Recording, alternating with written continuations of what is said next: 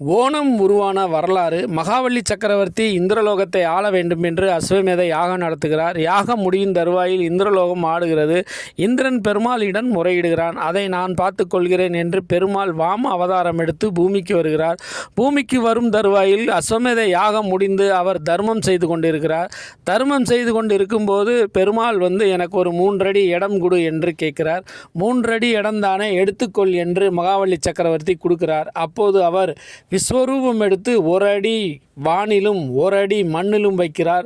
இன்னொரு கால் வைப்பதர் எங்கே என்று கேட்க, என் தலை மீது வைத்துக் கொள்ளுங்கள் என்று மகாவலி சக்கரவர்த்தி சொல்கிறார். அப்போது நான் நடத்திய யாகத்துக்கு என்ன பலன் என்று கேட்கிறார். நீ பண்ணிய யாகத்துக்கு பலன் உண்டு, அதுவரை நீ பாதாள லோகத்தை ஆளு அப்படி என்றார். உடனே என் மக்களை நான் சந்திப்பதற்கு என்ன செய்வென்று கேட்க, வருடத்தில் ஒரு நாள் நீ உன் மக்களை சந்திக்க பாதாளத்திரத்துக்கு பூமிக்கு வந்து சந்திக்கலாம் என்றார். அன்றுதான் ஓணம் உருவான வரலாறு.